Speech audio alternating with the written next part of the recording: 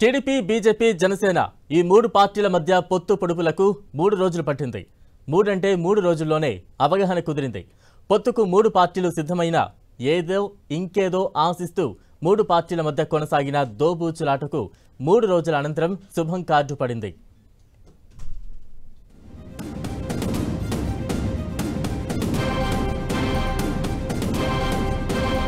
పొత్తు ఉంటుంది, పొత్తుతోనే పోటీ చేస్తాం. ఈ మాట ఎప్పటినుంచో వింటున్నాం.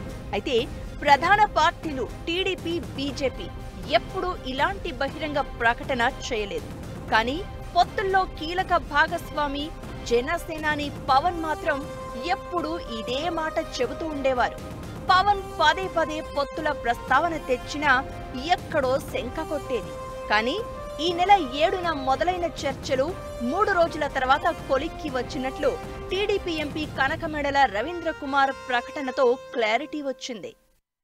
3 పార్టీలు అలయన్స్ కి పోవాలని చెప్పి డిసైడ్ చేశారు. పొత్తు కుదిరింది. పొత్తు ప్రకారం ఆంధ్రప్రదేశ్లో ఈ 3 పార్టీలు కలిసి 2024 ఎలక్షన్లో కలిసి పోటీ చేస్తున్నాయి. సీట్లు కూడా అన్ని కూడా వాళ్ళు మాట్లాడుకున్నారు. మళ్ళీ వాళ్ళు ఒక అండర్స్టాండింగ్కి వస్తున్నారు.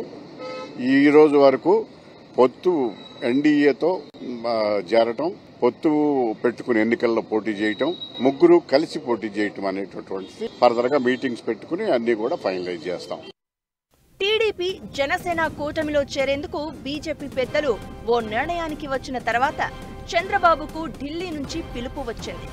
గత నెలలోనే ఓసారి కేంద్ర హోంమంత్రి అమిత్ షాను కలిసి వచ్చారు చంద్రబాబు. అంతకుముందు అయోధ్య రామాలయం ప్రతిష్టోత్సవం సందర్భంగా బీజేపీ, టీడీపీ మధ్య స్నేహం చిగురించడానికి బీజం పడింది అంటున్నారు. అది అలా డెవలప్ అవడంతో ఎట్టకేలకు దోస్తీపై అవగాహనకు వచ్చారు.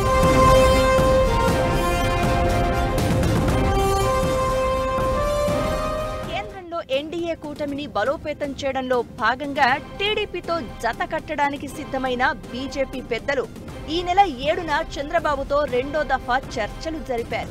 7వ తేదీ గురువారం రాత్రి బాబు, పవన్ విడివిడిగా ఢిల్లీకి చేరుకున్నారు.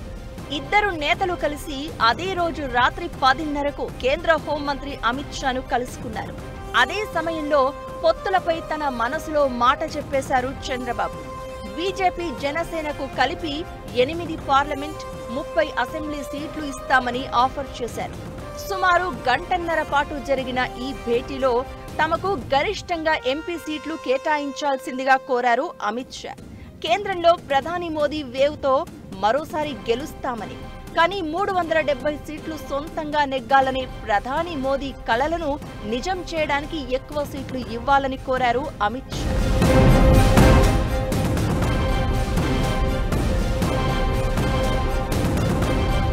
షా ఎంతలా చెప్పినా టీడీపీ అధినేత చంద్రబాబు తన మాటకే కట్టుబడ్డారు. రాష్ట్రంలో బీజేపీ ఓటింగ్ ఆధారంగా అంతకు మించి ఎన్ని సీట్లు ఇచ్చినా ప్రత్యర్థికి లాభం చేకూర్చడమే అవుతుందని నచ్చజెప్పే ప్రయత్నం చేశారు చంద్రబాబు. ఇలా తొలి రోజు సుదీర్ఘంగా జరిగిన చర్చలు అసంపూర్తిగా ముగియడంతో తమ నిర్ణయం చెప్పేందుకు ఓ రోజు సమయం అడిగారు కమలనాథులు. దీంతో చంద్రబాబు, పవన్ 8వ తేదీ శుక్రవారం కూడా ఢిల్లీలోనే ఉండాల్సి వచ్చింది. అశోకా రోడ్లోని ఎంపీ గల్లా నివాసంలో చంద్రబాబు, తాజ్ మాన్సింగ్ హోటల్లో పవన్ బస చేశారు. అయితే శుక్రవారం ఒడిశా, మహారాష్ట్రతో పాటు కొన్ని ఇతర కార్యక్రమాల వల్ల మళ్లీ చంద్రబాబు, పవన్లతో భేటీ కాలేకపోయారు అమిత్ షా. దీంతో 9వ తేదీ శనివారం కూడా ఇద్దరు నేతలు ఢిల్లీలోనే ఉండాల్సి వచ్చింది. 8వ తేదీ శుక్రవారం ఢిల్లీలోనే ఉన్న చంద్రబాబు, పవన్ రోజంతా తమ క్యాడర్తో సుదీర్ఘంగా చర్చించారు. బీజేపీకి కేటాయించే సీట్లను త్యాగం చేయాల్సిన నేతలతో సంప్రదింపులు జరిపారు. అటు బీజేపీ అధిష్టానం కూడా రాష్ట్రంలోని తమ ముఖ్య నేతలతో చర్చించింది. బీజేపీ అధ్యక్షురాలు పురంధేశ్వరితో హోంమంత్రి అమిత్ షా ప్రత్యేకంగా భేటీ అయి ఏ నియోజకవర్గాలు తీసుకోవాలో అడిగి తెలుసుకున్నారు. ఇలా ఇరు పార్టీలు శుక్రవారం హోంవర్క్ పూర్తి చేయడంతో 9వ తేదీ శనివారం పొత్తుపై క్లారిటీ వచ్చింది.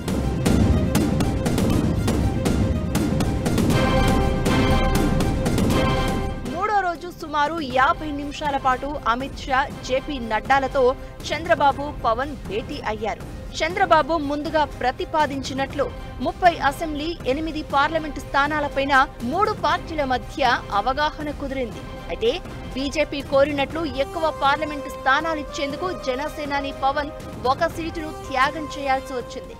గతంలో 3 పార్లమెంటు స్థానాలను తీసుకున్న జనసేన బీజేపీ కోసం ఒక సీటును వదులుకుని 2 సీట్లతో సరిపెట్టుకునేందుకు అంగీకరించింది. ఇలా 3 పార్టీల మధ్య అవగాహన కుదరడంతో చంద్రబాబు, పవన్ ఢిల్లీ టూర్ సక్సెస్ అయినట్లు చెప్తున్నారు.